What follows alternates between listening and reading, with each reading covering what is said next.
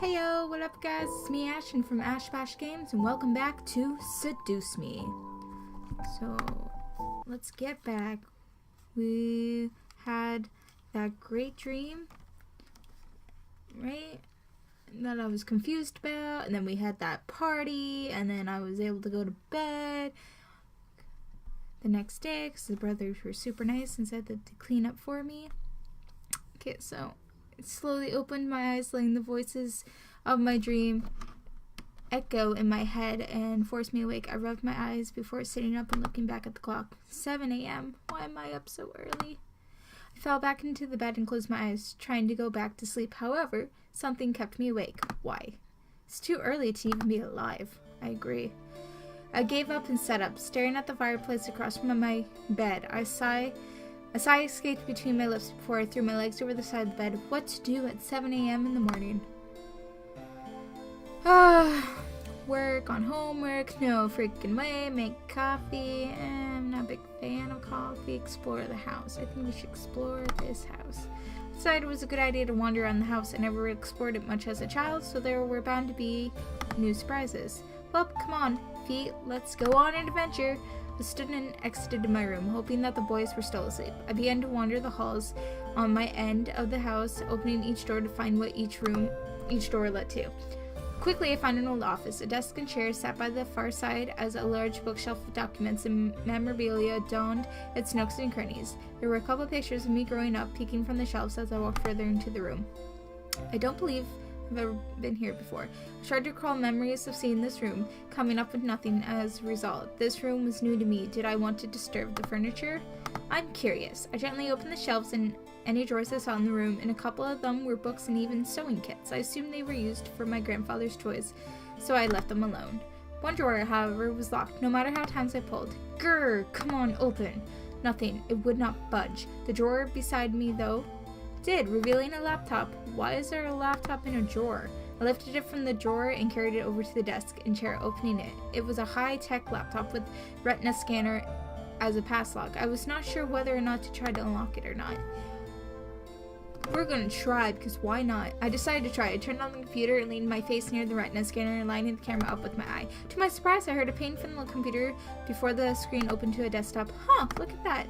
On the desktop were documents and folders labeled different aspects of the Anderson Company. Taxes, profits, bylaws, products. The list went on and on. If I really did want to become the CEO of the Anderson Toys Company, I had everything about it at my fingertips. Dad sure would be impressed. One icon, however, stood out from the rest. Vorago? Maybe? I double-clicked the icon, but no window came up. Instead, I heard a large click from the drawer that was locked. What the? I slowly left my seat and walked over to the drawer, attempting to open it again. It slid open smoothly in the direction of my pulling hand, revealing two books. One was a plain black journal with a tie to close it. The other was bound in leather with cryptic symbols all over the cover. I took out the journal and skimmed through it. Seeing my grandfather's notes, they were all detailed explanations and opinions on his findings on demon magic. I feel like Grandpa was into some weird stuff, guys. He really did know about magic. I sat down at the desk and read through the journal further, finding drawings and sketches of symbols and magic circles, each with their own different meanings and effects. It was all fascinating. There were even pages of important spells to know. I read through them, trying to memorize them in my mind. I don't know what came over me, but I started to feel more energetic and more powerful simply reading my grandfather's notes. I was suddenly aware of the energy that surrounded my body and the power that was around the house. I don't know if I mentioned before, but I really like the music in this game. Sorry, it's just really nice. The more I read, the more powerful I became. However, my mind suddenly froze and I found myself walking back to the drawer, putting the book back and closing the drawer. The lock reset and I snapped out of it. Huh? What? I shook my head and looked at the drawer, realizing what I had done. I walked over to the desk to reopen the lock, but suddenly felt the need to stop. Something held me back and didn't want me to pry any more that I already had. I was curious beyond belief, but I obeyed my thoughts for now. Eventually, I would come back and look into it. I returned to bed, feeling the weight of the morning drag me under my covers and tried sleeping again. I had energy, but I wanted more sleep. It was Sunday and nothing was happening today. Come on, eyes. Back to sleep. I shut my eyes and tried to slow breathly. I looked at my phone to check the time once again. It was noon, yet it felt like I had slept for much longer. Why is time going so slowly? I sighed, got changed into normal clothes, and went out to the main hall and sat on the stairs. Sundays were very boring. However, the muffled sounds of battle caught my attention. Huh? Quickly went out to the backyard in response to the noise I had heard. In the yard, all 5 boys practicing fighting. Sam was in the middle, with each 4 surrounding him, throwing punches and kicks at him. Sam, being the strongest of the bunch, blocked and dodged each almost masterfully. They're working hard. I just watched. The boys were very much in their old world, focusing on the training they all were in. It was better not to disturb them. I checked the time and decided to head inside the kitchen. I was getting hungry. I'm sure the boys would need to eat soon, so lunch was a must. Lunch is always a must. Might as well cook something, I think that's it. Lunch wasn't particularly hard. I decided to make pizza, cold cut sandwich, simple chicken and rice. While they're working, they need something like protein and such. Pizza does sound good. Maybe for supper we'll have pizza. I think simple chicken rice. I would want that. I want that actually. Got to keep their energy and strength up with protein. So yes, protein is key. I took my time to make almost perfect chicken breast alongside some rice. Cooking wasn't hard unless you didn't know what you were doing in the first place. Placed the food in the dining room. However, none of the boys were there by the time I brought the final dish out. Carried that dish to the main lobby, catching the boys separating into different rooms of the house. Part of me wanted to go to one in particular. The other part of me wanted to just leave them be and take the food in my hand to my room and eat. Maybe I could go out today while the boys focused on training. So basically, this is where you can decide to find one of the boys, or you can go in your room to eat, and then I'm assuming that you could go out with Naomi and Suzu. It just depends what kind of ending you want. I'm gonna find one in the incubi by incubi, because that's what I decided to do for this playthrough. I mean, come on, we want to be seduced, right? Quickly rushed back and grabbed the second food dish before hunting down one of the boys. I looked down each hall trying to find one of the incubi, wondering so that I wouldn't have to go through each individual room finding them. I pursued lips in irritation. Where the heck are they? I sighed, knowing that I would have to search for them in each room. I quickly turned and headed back to the dining room one last time, and I arrived at gasp. See, beforehand, we picked to go help Mathew, so we got Mathew. So whoever you pick then, this is helps you. I'm sorry, my TV seems to have turned on by itself, so, better turn that off so we don't have random background noise.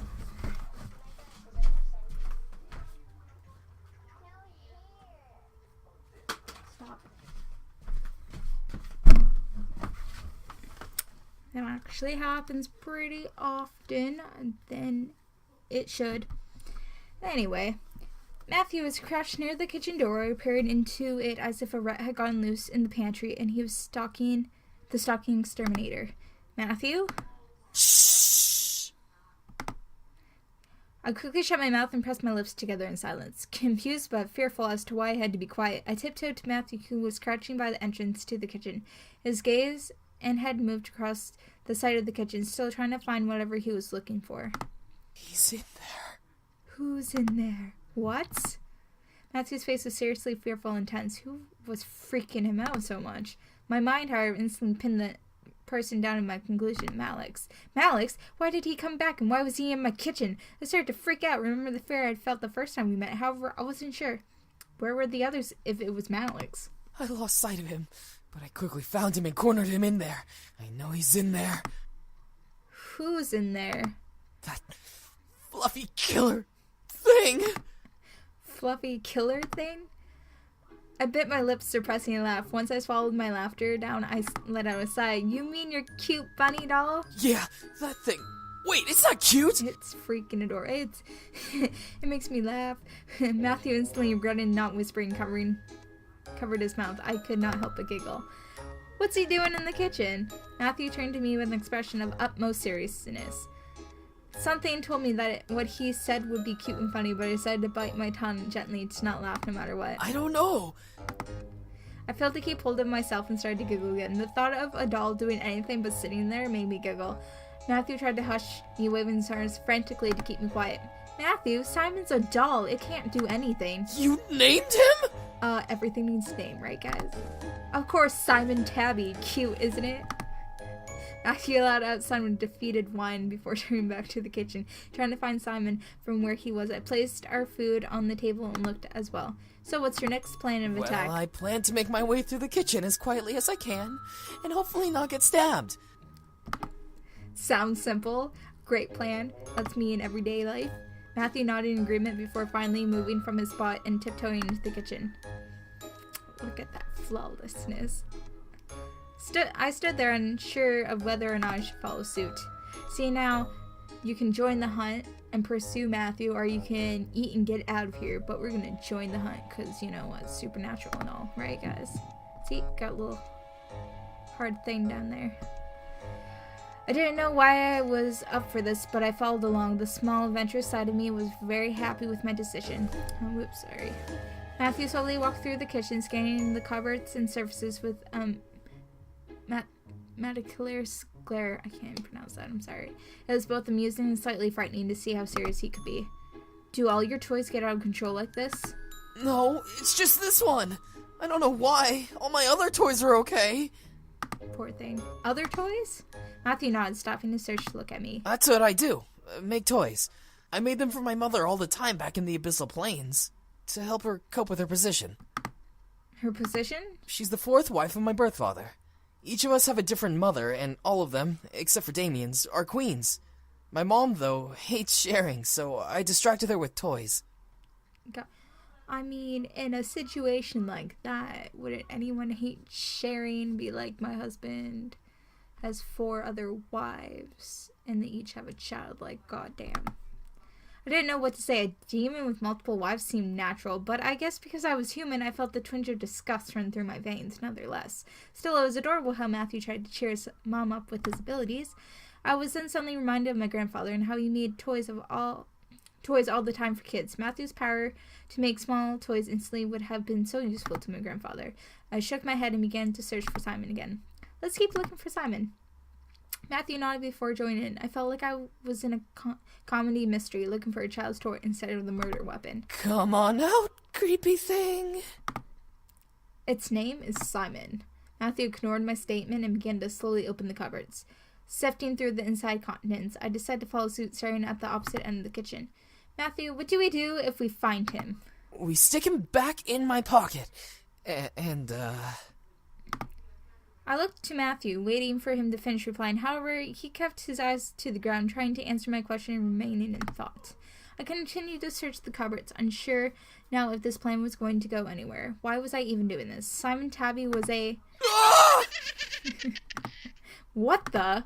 Mathew and I scanned the kitchen frantically, searching for the source of the laugh. I knew that thing was evil! Suddenly, everything went black. Come on, guys. Simon, even though he has that little knife, he's still cute. Ah! Who turned out the lights? I gripped to the nearby counter, not wanting to hit anything or fall in the darkness. There were no windows, so the room was almost completely pitch black. I feel like your kitchen should have one window, at least. I could hear skittering across the floor like a rat rushing to escape with its cheese in the mouth. I instantly jumped in fear before suddenly being pushed to the ground. Oh my. Ah! Watch out! Bam! I felt myself hit the ground with a body over top of me. 2 hands were slammed beside my head onto the tile floor, stopping the person above me from crushing me. Oh, things are getting serious. Hey, are you okay? Fucking peachy. Mathew? Yeah, I am. I stared up at Mathew, letting the situation sink in. We were looking for a doll, and now we were on the ground. What broke my thoughts was a flash of gold running across Mathew's eyes. I could feel heat radiate from his body, but the air was tense and his body was almost shaky. Mathew, are you okay? It doesn't sound fine, guys. I heard him gulp, answering my question. He wasn't okay, I could tell, but he wasn't moving. Mathew? Sorry. Soon a golden glow covered Mathew's eyes. I expected to feel warmth in my body from an upcoming smell, but I felt nothing. Something was wrong. I need you to push me off. From the sound of his voice, he was desperate to get up and off me. Why couldn't he move, though? Then it hit me. Mathew, do you need energy? I do. But Mathew shut his eyes to try the hide of his golden gaze from me. He didn't want to take my energy. Why? Was he ashamed to? Like, am I not good enough for that? You know, we could push him off, which you can do. Or you can kiss him, but, you know, like, we're gonna kiss him, guys. Yeah, we are. See? That's helpful. Get his little heart there. If he needed energy, I was willing to give it. Damn straight. I'm giving back. I gently grabbed Matthew's face and tilted his head to angle with mine. Leaning closer to him, I brought my face and lips up to his and kissed him deeply. I didn't know if this would help, but it was how he got energy before. I shut my eyes, waiting for the draining feeling to reappear in my body. Mathew didn't move, nor did I feel anything drain from me. I opened my eyes and saw Mathew staring wide-eyed at me, but unmoving. He was unsure of what to do, and I had silenced him in confusion. I pulled away and spoke. I want to give you some of my energy. You used a lot of it, and I'm sure that the energy you took from me was only used for healing. Let me help you. I don't. But you do. Mathew, if you don't want my energy, just tell me. But I'm offering it to you if you do, so just frickin' take it. All of a sudden, I felt the familiar feeling of warmth run through my body again. I felt my body slightly heat up as Mathew wrapped an arm around my body and pulled my body tighter to his. Mathew grew a lustful gaze before bringing a hand to cup the back of my neck. There we go. CG, guys. Before I knew it, Mathew pulled me into a gentle but passionate kiss. He erupted through my body as his kiss slowly and almost timidly got deeper. Mathew kept an arm around my waist while I rested my hands on his chest. As you can see, my hands clearly on his chest and not on his face, guys. The energy from my body was slowly draining in the kiss, making me feel light and warm. It was almost pitiful how comfortable and how willing I was in this situation. Still, I had no regrets. I was enjoying every bit of this kiss. Oh, hot damn. Mathew was full of surprises. As childish as he was, he definitely was proving to be a man while he was kissing me. Mathew wasn't forceful, but his kiss was deep and passionate, and it felt almost magical. It was how I imagined the first kiss to be like, except with energy drain. Why'd all the girls want energy drain? Soon, though, the energy drain stopped and Mathew gently pulled his face away to end the kiss. I stared up at him as we both panted for air. I had never kissed like that before, and I was so lost in the moment that I'd forgotten how to breathe. Mathew moved a strand of hair from my face to behind my ear, eyes still full of desire. Mathew stared silently at me, unaware of what to say. However, I could tell that he was full, yet yearning. I could feel the hold of his mind-altering spell fade away, but I still felt hot. Something told me that I wanted more, but at the same time, I wasn't sure if I truly did want to give any more. Now, you can keep going or you can stop. It doesn't affect the ending that much. You just won't get, like, a certain CG if you were to do that. Because in these games, if you're uncomfortable with things like that, you don't have to do it. But we're going to keep going, because why not? It's for your benefit, right? I opened the opportunity as I was enjoying it as much as he was. I wanted more, and I was going to let him keep going. I wanted to keep going. I leaned up and kissed him again. Mathew gasped against my lips, but continued to kiss back. I could feel him pull on the tail of my bow, releasing it, and following his hands off from around my neck. He moved the ribbon to his pocket before gently unbuttoning the top two buttons of my blouse. Oh, hot damn, it's getting steamy, guys. The desire in my body drove me insane, forcing a moan to escape from my lips as he ran kisses from my lips down to my exposed neck. As he began to ravish my neck and shoulder with hot kisses, I leaned my head back and let a pleasureful sigh escape my lips. Mathew was ruthless in his passionate kisses on my skin. Mathew didn't stop touching and kissing me, making more moans and gasps rush out of my mouth into the open air. He may have been full, but he was as hot as I was. I couldn't comprehend how much time we spent making out. I was lost in the pleasure that I didn't care. Called it sinful, but I didn't care. I loved it. His touch, his kiss, his heat. I desired it beyond anything at that moment, even as he lowered his kisses down my chest to just above my brow. It was scandalous. My heart was beating wildly in my chest. Something about Mathew intrigued me immensely, but something made my heart quicken for him. It couldn't have been love, but it was too passionate to be lust. What was it? However, I began to feel dizzy, seeing the ceiling start to spin almost wildly. I gripped Mathew's shoulder, trying to signal him to stop, but my mind faded to black before I could let out another sound. It felt good. I didn't care that I was blacked out. I felt warm and fuzzy in the darkness. I never knew indulging in that kind of passion would be that good. I now just waited to awaken, hopefully in a good way. My eyes eventually fluttered open, adjusting to the sight around me. I felt familiar skills underneath me, letting me know that I was in bed.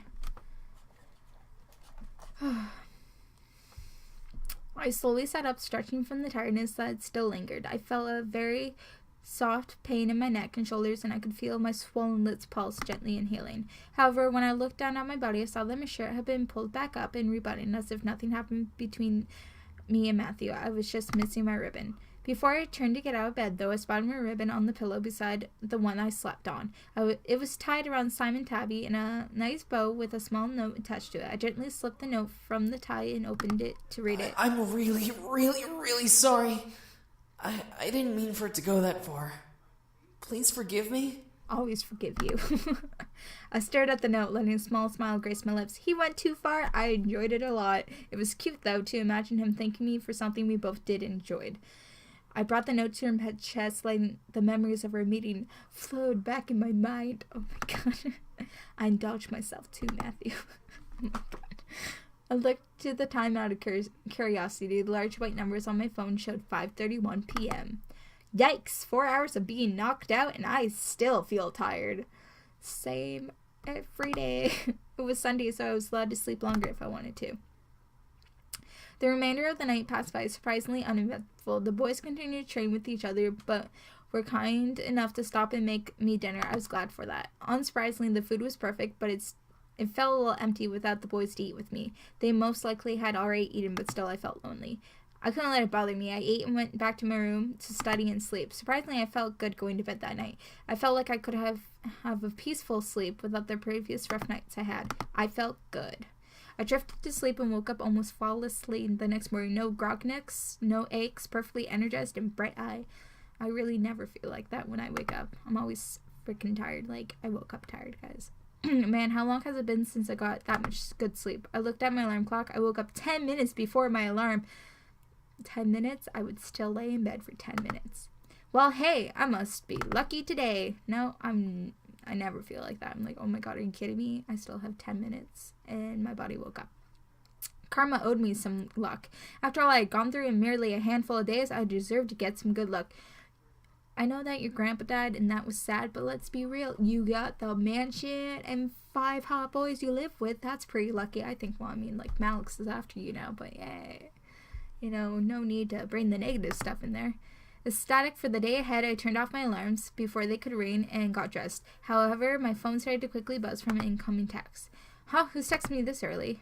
Yo, Anderson! You're carpooling with us from now on. We're not letting you waste your money on a bus. Get ready and be at your gate at 7 stat. What time do I get up at? If I have to be ready for 7. What time does school start? This sounds shitty. I smiled, like, when I was in school, I didn't wake up until like 7:30, maybe 7. I don't know. It's been a few years. I don't remember exactly. Most likely 7:15, 7:30, something like that. Oh my god, people who wake up at like 6 or 6:30. I feel for them. I smiled. My friends were the best. I couldn't drive yet, and I didn't have a car, so it was awesome that my friends would let me carpool. You're the best. I checked the time. 6:30. Ugh. Perfect. I can eat some breakfast before they come. Awesome. I packed my bag and carried it downstairs towards the kitchen. As I entered the dining room, I saw a plate with eggs, toast, bacon sitting on the table. A fresh steaming cup of coffee sat next to the plate with the sugar and creamer on the side. I walked to the table and couldn't believe what I was seeing. Who made this? I spoke aloud. A small red note caught my attention. Have a good day. Yours. Ooh, I wonder who yours is. My heart skipped a beat as I finished. I could tell it was from one of the boys. Maybe it was from him. But I smiled before putting the note in my bag and eating it up. The food was so delicious. I devoured every amazing bite. Looked to the time again. Time to go. I quickly rushed to the doors, checking myself in the passing mirror. I wasn't wanting to impress anyone, but I still needed to look decent. Before I could reach the handle of the door, however, someone took my hand. Huh? I turned to see Mathew, who was holding my hand back with a concerned frown on his face. My name. Your name? My true name isn't Mathew. I want you to know my real name. If something were to happen. His true name? What did he mean? Why was he telling me this now? I remember reading about a demon's name from the journal I read yesterday. If you knew a demon's true name, you could summon them to you no matter where you were or where they were. Mathew gently pulled me to him and leaned closer to whisper in my room. My name is Zekeru. It's a cool name, right, guys? Everyone should just have demon names. As he said his name, I could feel it lock into my memory. Something in my head would make sure I would never forget it. Mathew pulled away and smiled at me, despite still carrying worry in his eyes. If you are in any danger, call my name. I promise that I'll come and help you. Alright. Well, maybe some foreshadowing, right, guys? I might need that later. I stared up at Mathew, unable to say anything. I could only nod in response. Mathew smiled before releasing my hand and heading to the dining room. Something told me that name would be used eventually. And right on cue, Naomi drove up to the gates with Suzu, waving me down. I rushed to the door and we headed to school, talking about the homework and the coming day. We made it to school without a hitch. Our lockers were in the same part of the hall, so we quickly unloaded what we needed to and got our important books and necessities. First instant of the day. As I walked towards Suzu and Naomi, who were both waiting for me on the opposite side of the hall, something hooked my ankle and made me fall forward. I wonder if it's that bitch Lisette. Whoa. Ow. Hey, are you okay? Who did that? I wonder. Oh, I was right. Suzu, don't! No, Suzu, you fight her. No. I felt a giant fire of anger burn in my stomach as I stared at Lisette. Today was not the only time this had happened to me. However, it was now clear who was behind these incidents. Even if she was innocent and one of her goons did it, it was now obvious that Lisette was the mastermind just from the look in her eyes. She was no friend, nor would she ever be. I had to do something. Glare, get her, stand up, walk away, glare into her soul. We're gonna glare into her soul. And be like, bitch, you know what you did. How dare you? I glared hard at Lisette, feeling whiffs of air and magic run through my skin and veins. However, I stopped at what I looked at. Around Lisette was a dark purple aura that seemed all too familiar. It was like demon magic, but it seemed to be tamer. That looks kind of creepy. There's someone behind her like, hello there. I don't like the music. It's really creepy, actually. I slowly rose to my feet, collecting my belongings as I continued to stare at Lisette. Something was off. As I continued to look at her, the aura grew, forming a shadow behind Lisette with red eye-like shapes glowing from within the darkness. Anderson, you alright? No. I couldn't respond. I was entranced by a small hum in the air. It was distant, almost like an ethereal whisper you heard in horror games, but it was real. It sounded vaguely of a woman humming a tune I didn't recognize. Yeah, it does sound like a horror game, right? Hey, are you okay? No, that's so creepy. Let's go. We'll be late for class. Suddenly felt the need to walk away, so I did. Naomi and Suzu scrambled to catch up and follow at my new quickened pace. Sheesh, Anderson. You look like you saw a ghost. I did. This school is haunted. Are you really okay? That fall was pretty bad. Think she saw underneath Lisette's cake face and saw the devil itself. I think I did. Oh, Suzu, hush! No, something was wrong with Lisette. It was more than just her being mean. There was something or someone watching over Lisette. Or they were watching me behind Lisette. What they were doing, I didn't know, but it was definitely demonic. Surprisingly, the rest of the school day went off without another incident. I went to class, had lunch, and was anxious to get home. As the bell rang for school to end, I felt my phone vibrate in my pocket. Huh? A text? From Dad? I'll be picking you up today. Make sure you're ready to go when I get there. That's kind of a surprise. Quickly headed back to my locker and got my things before waiting for Naomi and Suzu. Hey, are you ready to go? Actually, my dad's picking me up. Really? Okay, I guess that kind of makes sense. Kinda does, I guess. I might be lying. You never know. We'll drive home together next time. Tell your dad that we've got you covered from now on. Sure thing, guys. Huh, yeah, haha. All right. I actually would rather go with you. I don't want to see Dad. Even while I laughed, something didn't seem right. My dad texted me to say this. Why was he going to pick me up? Had I done something wrong? I didn't know. I waved goodbye to Naomi and Suzu before heading off to the leisure spot where my dad picks me up. I took the time to listen to my music while I waited. Sounds like I would do that. I need to go to another Rise of the Phoenix concert. What the hey, Dad's number, like, especially not this late. Quickly dialed my dad's number again, but as soon as I pressed call, it disconnected. I read a signal disconnection error message. What the? No signal error? How do I have no signal? Double checked my phone and saw all 5 bars for signal. He must be in a dead zone. Before I could finish, a group of hands grabbed at my hands, feet, and covered my mouth. I screamed into the hand over my mouth, struggling to pull away from the hands grabbing at my lips. I felt disgusting and scary. It felt disgusting and scary. Feeling their hands on me, I needed it to stop. Hey! Don't dirty up Malix's prey. Hi there. The voice, which sent a fearful shiver down my spine, whispered in my ear. You're coming with me, Miss Anderson. No, thank you. No. Take your hands off me. Leave me, please. I'm waiting for Dad. Couldn't fathom what was happening, but before I knew it, I was blindfolded and my limbs were quickly tied up. I felt myself being carried somewhere and was shoved into something that echoed the interior of the bus or van. The doors closed off and I was taken, unsure of where I was going and why. All I knew was that I was in trouble. All I saw was darkness. I felt numb as I was taken to a place I didn't know of. I couldn't even move my lips to scream. Sounds zipped past my ears. First it was the interior of a car, then the outside, then the echoey space with whispers and cackles of people vibrating through it. Oh, look at this. Ooh. Graffiti. I love it. Oh, someone graffitied Mars.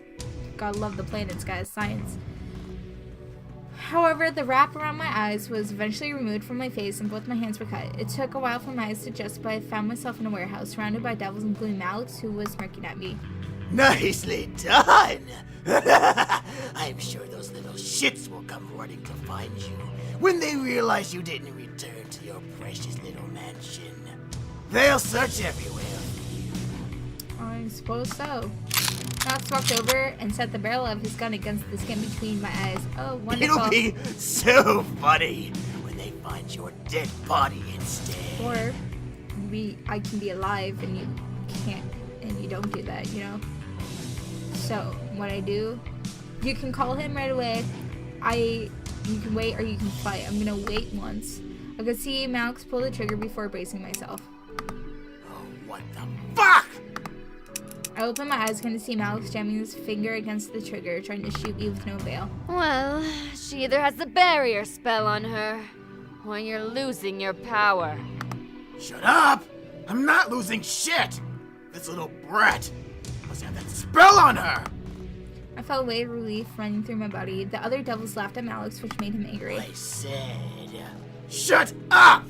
Max finally moved his gun towards a nearby devil and pulled the trigger. I stared wide-eyed as the bullet from Malix's gun rammed itself into the neck of the devil boy. The wound spouted fire and blood in, causing the devil to scream and flail in extreme pain before falling limp to the ground.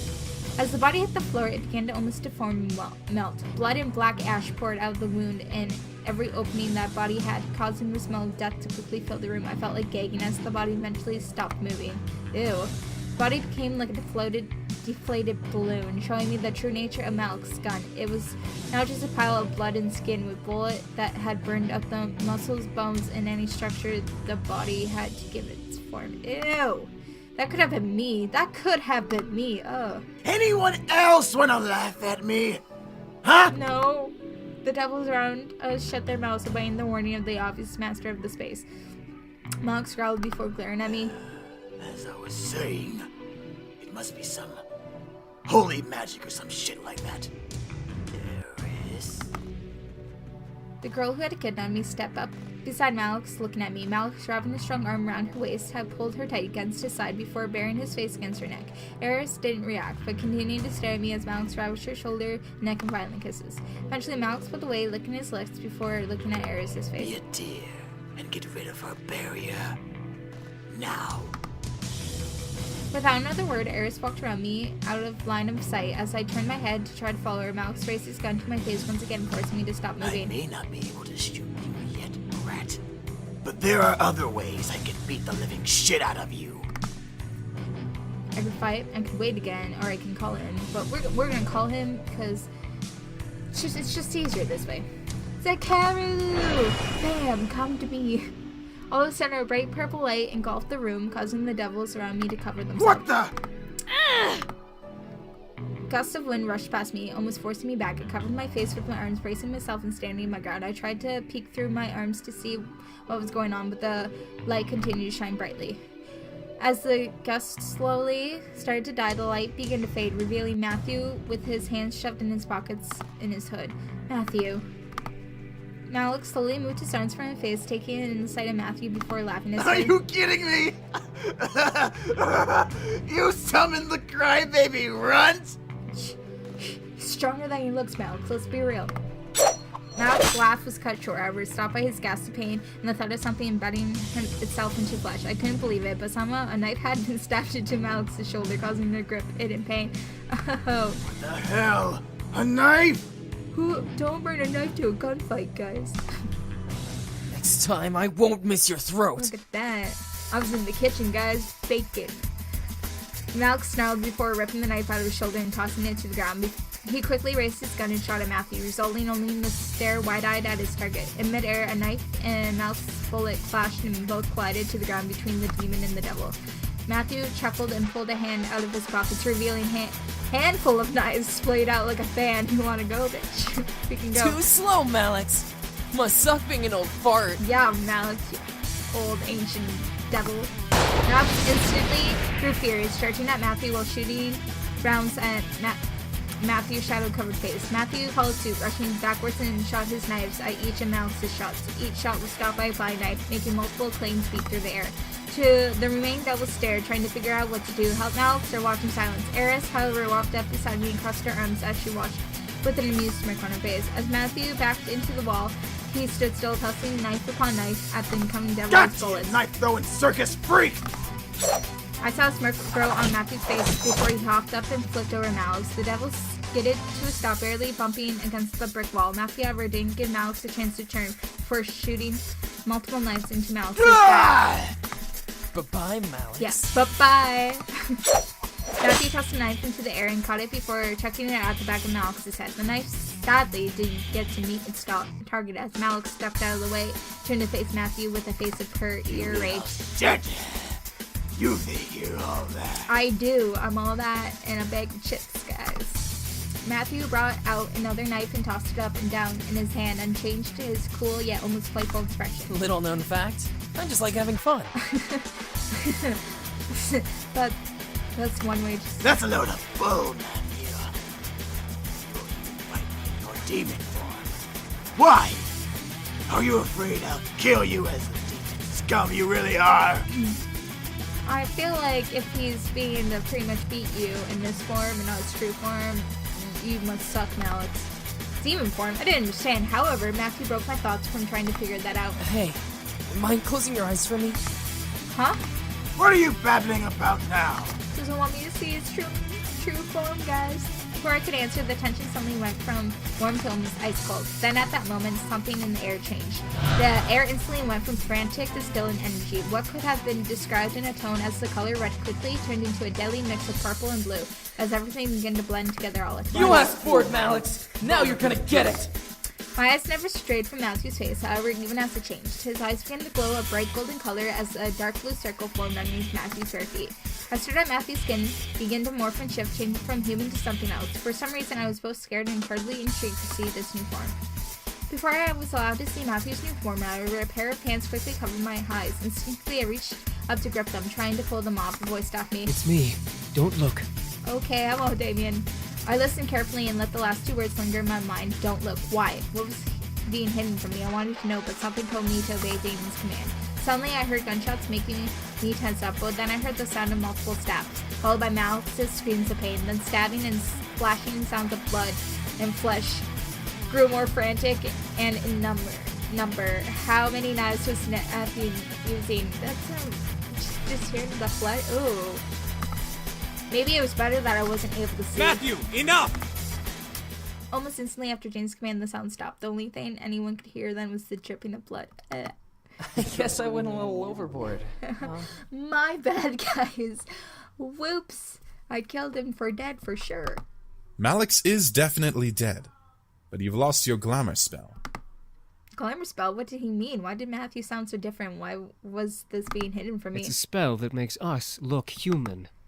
I froze. Look human? They didn't have human forms after all. What did they look like? Like demons. Duh. I'm a little dumb, guys. As Eric knew what Damien was talking about, Eric cleared his throat and spoke up, followed by the sound of a cork popping out of the bottle. Well, not for much longer, princess. Here, Mathew. Oh, hey, you found my potion. Thanks. Thank God. I need that potion. I could hear the small clinking of glasses being passed before hearing Mathew guzzle down a liquid of some sort. The feel of the air around me gently began to warm back up, insinuating that everything had returned to normal.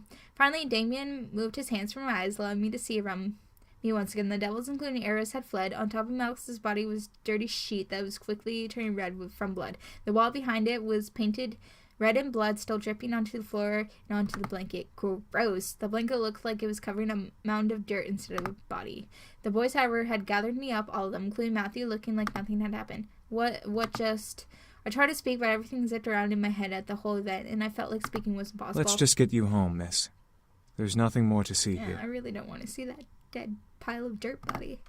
I could only nod. What had happened boggled my mind to the point of disbelief. I was second-guessing everything, lost in the sea of what and how and when. And we walked out of the warehouse. I looked to Mathew for some form of sign that I wasn't dreaming. Mathew rubbed the back of his neck, walking forward as to get away from what had happened. It was over. Malix was gone and the boys were finally safe.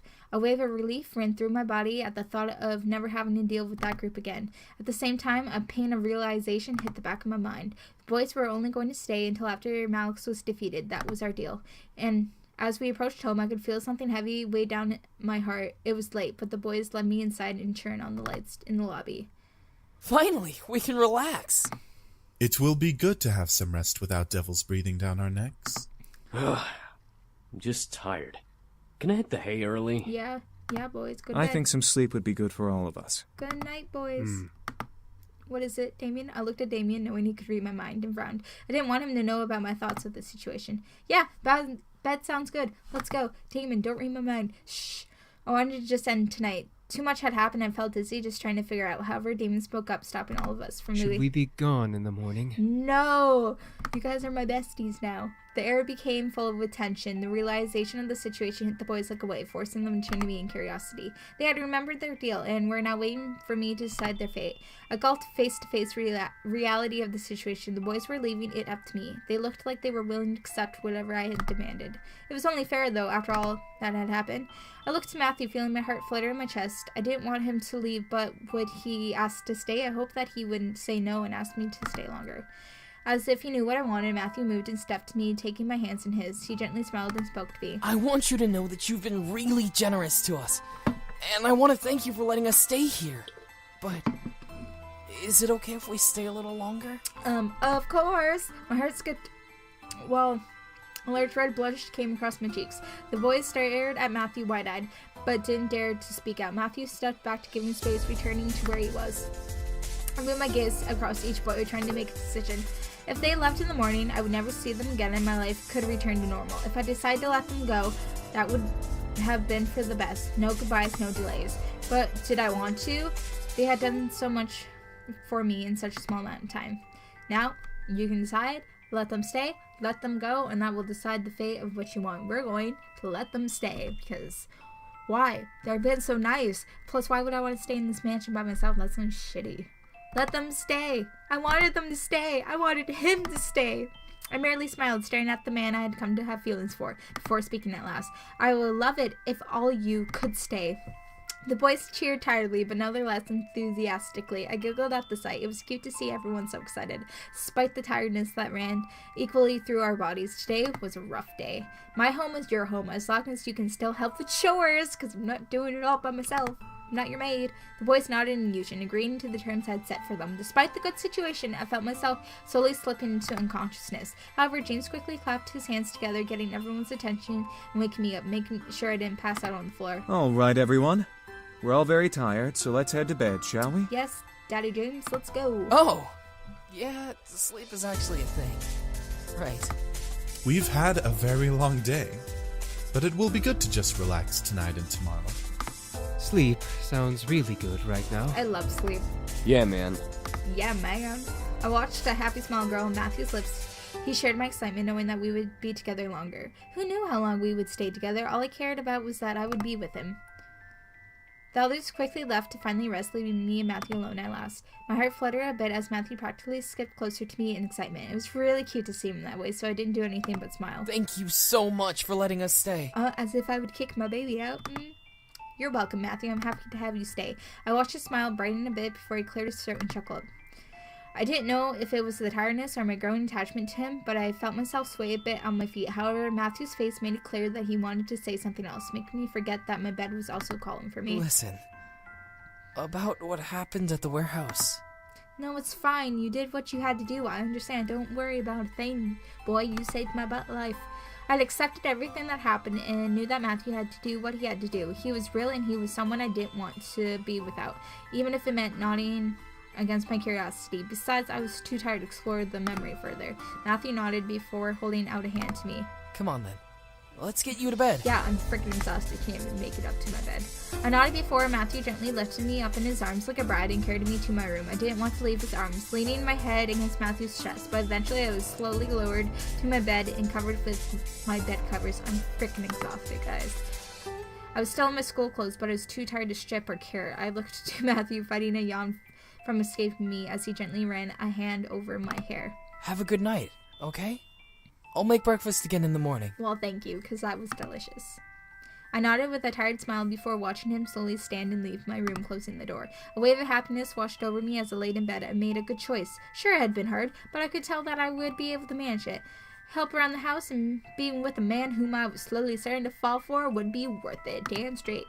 Finally felt my exhaustion take over. I slept and I let sleep consume me as I drifted into the darkness in my mind. Everything was peaceful. I was happy.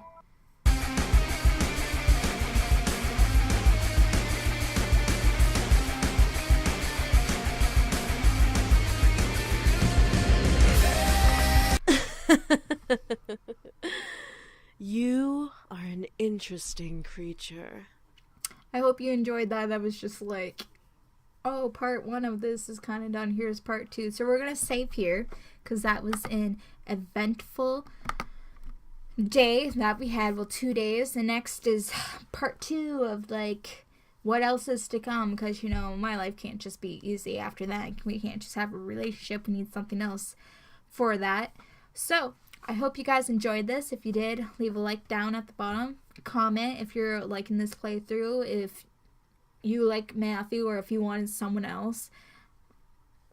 Like, you can always play the game for yourself. It's free. It's on Steam. It's really good. Basically, the same choices are the same for each boy if you choose, except for Damien's. Damien's is different, and you would have to do different choices at the beginning. Like, I know for sure you have to slap Sam instead of accepting his apology or asking him to. That will work towards Damien. There's also a walkthrough if you want to do that. That's just for your little knowledge. Alright, well, this is getting more, you know, Seduce Me than at the beginning when there was just like death and stuff like that. But this is great. I mean, more death in this one, but it was, Malix is trying to kill me. He had to die like a devil. Ugh. That gun was scary. Like, he didn't deserve that. You know, that gun. Gross. Anyway, hope you guys liked it, and I'll see you in the next video. Bye-bye!